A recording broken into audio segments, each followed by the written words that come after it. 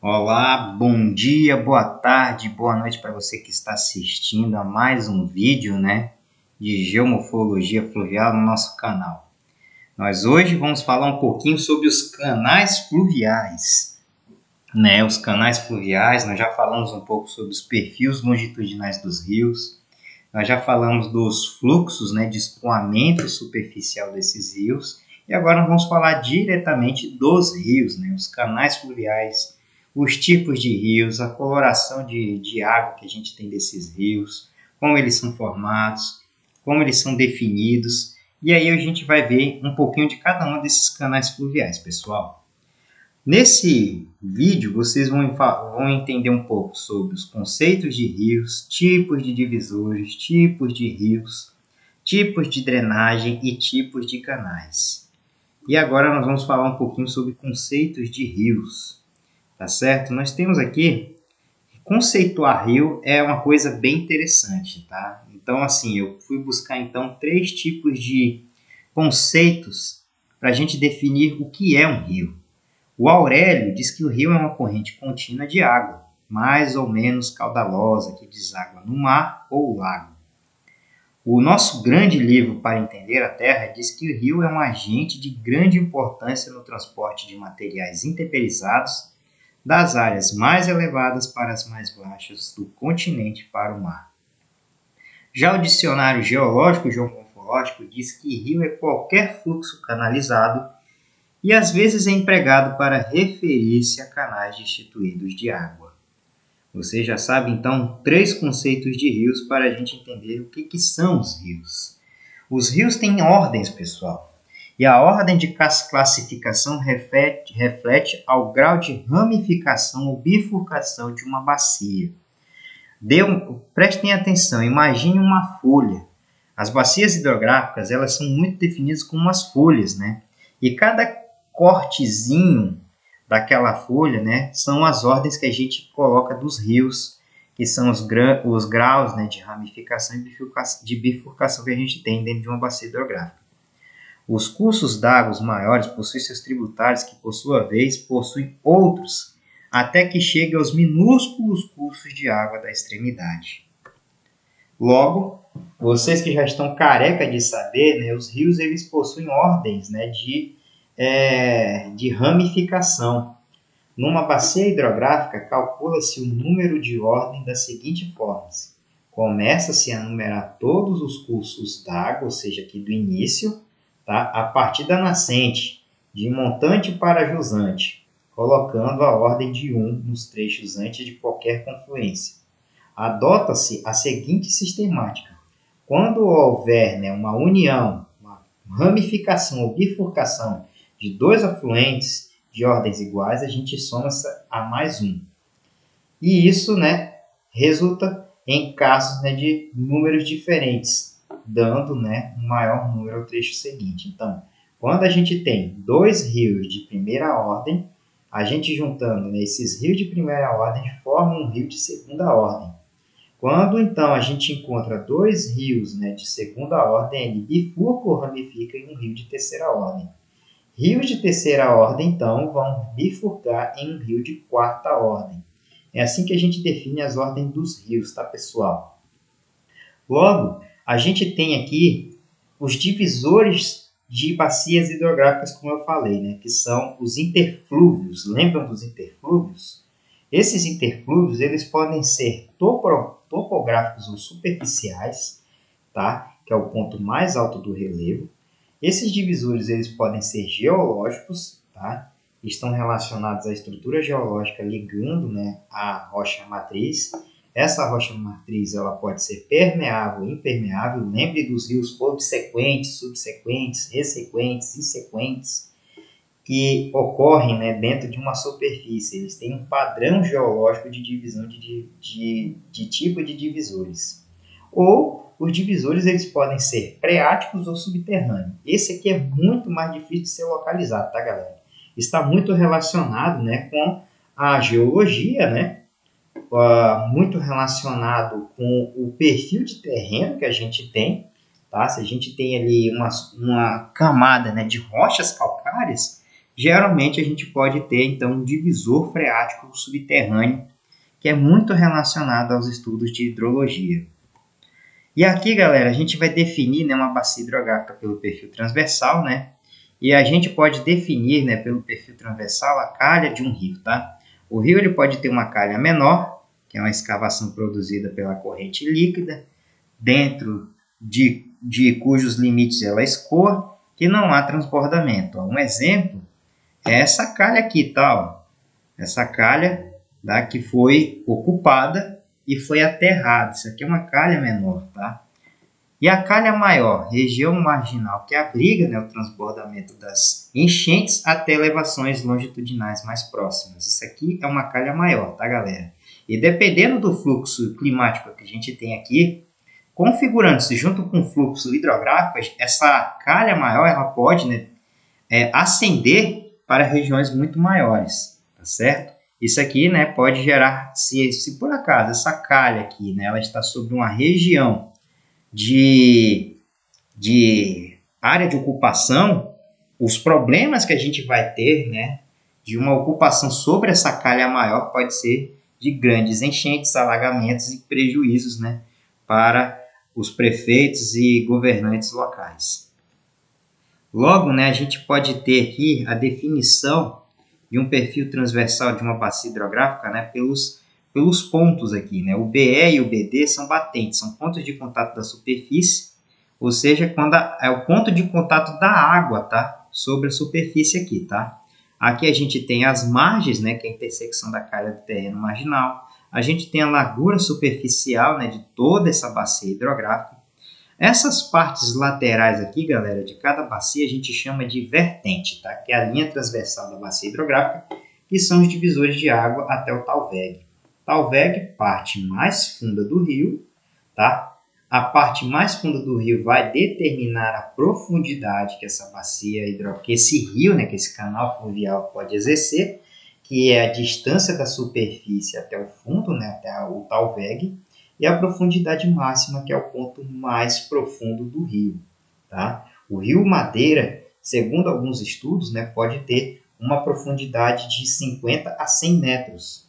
O rio Amazonas pode ter lugares, né, de profundidade de 100 a 200 ou 300 metros, dependendo, né, do lugar onde você estiver. Se você estiver numa parte, né, de seção inferior da bacia hidrográfica do Amazonas, a profundidade tende a ser muito maior, tá certo? Influência da área da bacia nas vazões. A gente pode definir, né, então, que uma bacia hidrográfica como essa, né, pela sua vazão. Vazão máxima, picos de enchentes atenuados em função dos tempos de base maiores, ou seja, quando a vazão, né, ela transborda, né, e vai até essa ponta aqui, galera, tá?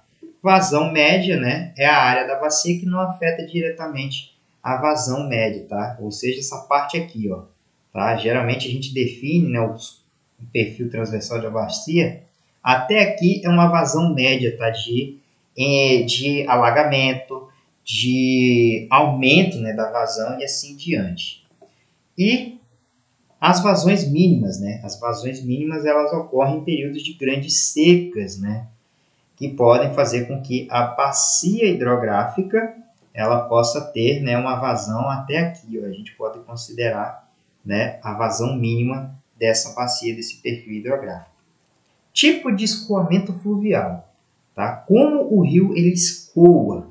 Tá? Existem 4 padrões, né, de escoamento global, de escoamento fluvial. A gente tem um padrão de escoamento exorreico, nós temos um padrão de escoamento endorreico, criptorreico e arreico. Nós vamos conhecer um pouquinho de cada uma delas. O exorreico é quando o escoamento das águas se faz de modo contínuo até o mar ou oceano, ou seja, isto é, quando as bacias desembocam diretamente no nível marinho, quando o rio, né, ele vai desaguar no oceano. A gente dá um padrão, né, para esse rio de exorreico. O rio Amazonas ele tem um padrão exorreico, porque ele desemboca, né, diretamente no oceano. Um padrão endorreico é quando um rio deságua sobre outro rio. Tá bom? A gente vai falar um pouco do endorreico agora. Quando as drenagens são internas e não possuem escoamento até o mar, desemboca-se em lagos ou dissipa-se nas areias do deserto, perdendo-se nas depressões cárticas. O endorreico, né, é quando o rio ele deságua num lago, quando ele deságua em outro rio, quando ele deságua, né, nas areias do deserto em depressões cárticas, tá certo? O padrão criptorreico é diferente, é quando a água, né, ela deságua, né, para dentro de uma superfície subterrânea, tá? O criptorreico é quando as bacias são subterrâneas, como nas áreas cárticas, ou seja, as áreas, né, de cavernas. A drenagem subterrânea acaba por surgir em fontes ou integrar-se aos rios subterrâneos. Existem rios também que desaguam, né, dependendo do terreno, geralmente áreas cárticas, né, possuem rochas predominantemente de calcários. E como o calcário ele vai se dissolvendo em água, né, ele vai produzindo então um padrão criptorreico de um rio. Mas a gente vê, né, padrões criptorreicos, né, de águas subterrâneas dentro de cavernas, tá, pessoal? E o padrão arreico é quando não há nenhuma estruturação em bacias hidrográficas. Ou seja, como nas áreas desérticas, onde a precipitação é negligenciável e a atividade eólica nas dunas é intensa. Ou seja, o padrão arreico, tá, é quando ele não tem aonde escoar. Ou seja, ele surge e ele escoa, né, sobre esse terreno, não respeitando nenhum tipo de atividade, né, de terreno, tá? Ou seja, é um rio que evapora-se num terreno mais, como eu posso dizer, num terreno mais plano, tá? E ele, de acordo, né, com o seu padrão, ele desaparece. Um padrão arreico de escoamento é quando chove, né? Que você tem ali os canais efêmeros, né? Que são o caminho da água, e depois que passa o processo chuvoso, ele desaparece, tá certo? Ele vai para as camadas subterrâneas. Tipos de rios. Nós temos os rios perenes, intermitentes e os efêmeros. Os perenes são aqueles que têm água o ano inteiro, tá, galera? Até em secas severas tem água. Os intermitentes, eles surgem no período das estações de chuva e desaparecem, né, nos períodos de estiagem. Os efêmeros são aqueles canais que surgem, né, quando está chovendo. Tá? Quando chove e começa a ter uma corredeira de água, é um rio efêmero, tá, pessoal? E aqui a gente tem os padrões, né? O rio Amazonas é um rio perene. Você vê água, né, no rio Amazonas o período inteiro. E esse desenho aqui mostra, né, o período em que o rio Amazonas está cheio no período chuvoso e que mesmo no período de estiagem ele permanece intacto com água o ano inteiro. Diferente do rio Pardiela, lá em Portugal, quando no período chuvoso você tem, né, o processo ali de caminho do rio e a estiagem ele desaparece por completo. E os rios efêmeros são quando surgem a partir de uma chuva, né? Quando não há escoamento subterrâneo, ou seja, é um rio que surge no período da chuva e depois desaparece, onde a água, né, ele é escoado tanto para o subterrâneo como para um rio mais próximo, um rio de primeira ordem mais próximo. Regimes fluviais. Os rios eles são classificados de rios fluviais, porque necessitam de outros rios para alimentar as suas águas. Os rios eles podem ter um regime pluvial, porque necessitam das chuvas para manter as suas águas. Os rios eles nascem, né, de um padrão glacial nival, porque aí você tem, né, depende muito do derretimento do gelo das montanhas. E os rios eles podem ser mistos, quando eles misturam, né, as três formas de regimes dentro deste aqui. Rio Madeira, ele é um rio fluvial, ele é um rio pluvial e ele necessita, né, do derretimento dos gelos das montanhas para manter o seu regime. Então, o Rio Madeira ele é um rio misto, tá? O Rio Amazonas também ele é um rio misto, porque ele depende desses regimes para que ocorra, né, a vazão dentro da sua bacia hidrográfica. E agora nós vamos falar um pouco dos canais, tá, galera? Tipos de canais fluviais. Os padrões de canais são os ajustes do canal à sua seção transversal, lembra? Forma do leito do canal. Eles estão relacionados a uma série de fatores: descarga, carga de sedimentos, declive, largura, profundidade, velocidade e rugosidade, como eu já falei, nos tipos de fluxos turbulentos. As bacias hidrográficas podem apresentar 3 tipos de canais, tá, galera, no sistema fluvial. Eles podem ser retilíneos, anastomosados e meandrantes. Canais retilíneos são canais naturais retos, pouco frequentes. Possuem trechos curtos, exceto os controlados por linhas de falhas e fraturas. Né? Os rios subsequentes. Condições básicas para a existência de um canal reto, leito homogêneo, ou seja, você não tem ali aquele rio com sedimentos, e igualdade de resistência à atuação das águas. Um rio de retilíneo seria essa representação aqui de Bigarella de 1979, galera. Tá? Ele é um rio, né, de terreno homogêneo e geralmente esses rios eles são rios muito lentos, eles têm um fluxo laminar bem lento e isso favorece eles. E aqui é um exemplo, né, de um rio retilíneo, os 3 rios lá do Rio de Janeiro que ocorrem, né, nessa região aqui, ó. Vale salientar que ele segue, né, um padrão geológico, por isso que ele é um rio reto, entendeu? Os rios anastomosados, eles têm grande carga de fundo, ou seja, muito sedimento, ramificações ou múltiplos canais que se dividem e se reencontram. É graças aos anastomosados que a gente tem formações de ilhas assimétricas e barras arenosas, que são os bancos de areias. Podem se encontrar parcialmente ou totalmente emersos.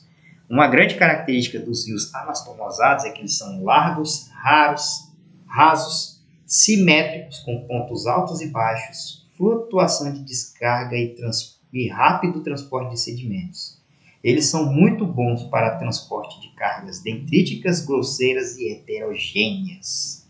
E esse é o exemplo, né, de um canal anastomosado, um padrão muito bagunçado de um canal anastomosado.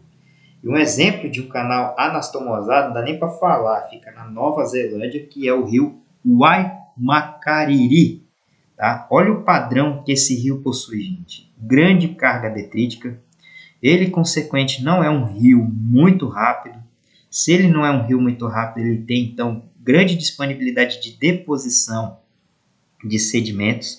E aqui no meio dele, né, você vê a formação de bancos de areia, você vê, né, a formação de ilhas assimétricas, que a gente vê claramente nessa imagem, tá bom, galera? Sensacional para a gente aprender sobre os canais anastomosados.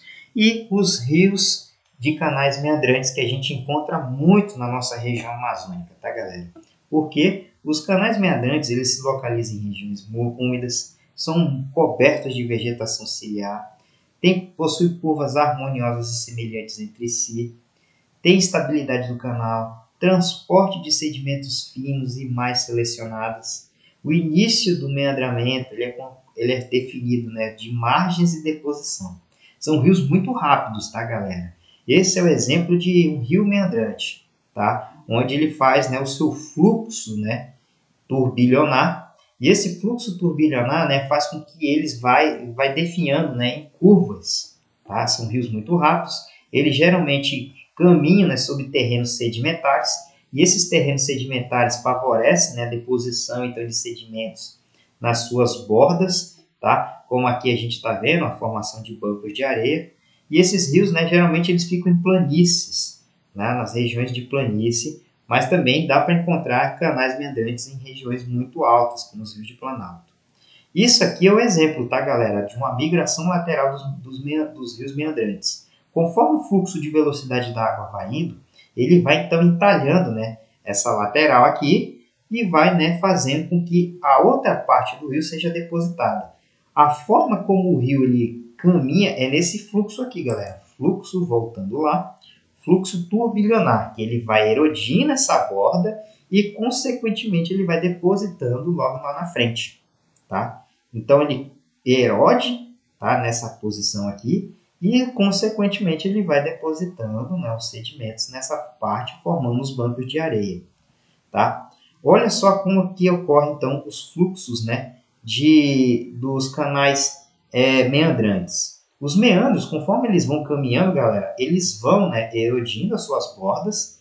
E conforme eles vão erodindo as bordas, né, pelo fluxo de velocidade ser muito intenso aqui, eles vão, né, erodindo até esse rio se reencontrar, ou seja, ocorre uma captura fluvial e essa captura, então, ela é constituída, né, e aquela parte que era o meandro anteriormente, ele é abandonado, tá? Essa forma aqui a gente encontra muito na região amazônica, tá? Onde fica a parte da velocidade máxima do rio. A gente chama isso aqui de meandro abandonado ou lago em ferradura, tá? São lagos que são ocasionados conforme, né, o meandro ele vai se juntando com o canal. E aqui são os exemplos, né? Isso aqui, galera, a gente chama, né, de pontos. Deixa eu colocar aqui, né? Eu esqueci já. São os pontos de... Boa, vamos voltar. São as barras de ponto, tá? Os point bars, tá? As barras de ponto, os point bars, são as regiões, né, onde você tem um processo de entalhe, né, do rio meandrante e deposição, tá? Conforme o rio ele vai caminhando, ele vai depositando. Aqui são os pontos, né, de contorno do rio. E aí, conforme o rio ele faz, né, surgir um novo fluxo, ele abandona isso aqui que a gente chama de outbound lakes, tá? Ou lagos de chifres de boi, tá? O Monteiro, que é um grande geógrafo, ele chama nessas regiões aqui de sacadas, né? Ou seja, o rio, né, o rio Meandrante, ele saca esse canal aqui e aí surge então um lago, né, em formato de chifre de boi. Tá? Esses são os padrões meandrantes que a gente encontra aqui na região amazônica. E o exemplo que a gente tem, se você for dar uma olhada no Google de rios meandrantes, é o rio Juruá, no Amazonas. Tá? Olha aqui, ó. Olha o tanto de padrões, tá, que esse rio ele vai gerando dentro do seu fluxo. Professor, por que ocorrem os rios meandrantes? Os rios meandrantes, né, conforme o terreno dessa região aqui é um terreno sedimentar, ele segue, né, o fluxo, né, da tectônica de placas, ou seja, conforme o rio, né, as montanhas dos Andes eles são soerguidas, né, eles vão empurrando o terreno e o rio então ele vai seguindo, né, o seu trajeto. É um rio consequente, tá certo? Esse rio ele surge na Cordilheira dos Andes e vai caminhando dentro da planície amazônica. Aqui são os vários exemplos, ó, os lagos que secaram, os chifres de bois, tá? Que o rio Juruá vai desencadeando ao longo do seu curso, tá? Muitos lagos que esse rio proporciona, e aqui na região de Irunepé, no Amazonas. Os rios têm cores, galera. Tá? Os rios eles podem ser classificados em 3 tipos. Os rios de água branca, como os solimões, são os que nascem em lugares muito montanhosos. Tem que ter relevo na cabeceira. O exemplo é o Juruá e o Purus. Tá? Tem cabeceira nos Andes, ou seja, eles nascem lá nos Andes, como fala Forsberg. E elas têm uma coloração barrenta. São os rios de água barrenta, tá, galera? São os rios de muita velocidade, de poder, né, de erosão muito grande. Já os rios de água negra são os rios, né, que nascem em locais baixos e não levam sedimentos. Eles passam por áreas com solos encharcados e áreas alagadas. Isso tem muito a ver com a bacia do Rio Negro, tá? Porque o Rio Negro ele tem muito material orgânico na sua suspensão. Tá? Por isso que a coloração negra do Rio Negro, né, é diferente dos Solimões. O Solimões ele arrebenta, né, as cabeceiras. O Rio Negro não. O Rio Negro já é um rio mais lento e ele passa, né, em terrenos de muita matéria orgânica. Por isso que ele faz com que ocorra, né, a coloração mais escura. E as águas claras, né, em menor número, mas muito apreciadas pelas belas praias. São os rios, né, de águas clarinhas. E a gente tem como exemplo, né, o Rio Tapajós e o Xingu. São águas muito limpas, excepcionais, né, para atividades recreativas. O exemplo, Rio Negro, rio de águas escuras, o Rio Madeira, que é um rio extremamente barrento. E muito obrigado, galera. A aula acabou. Espero que você tenha gostado desse vídeo. Dúvidas, me comunique. Dê o like, comente a sua presença no canal e muito obrigado.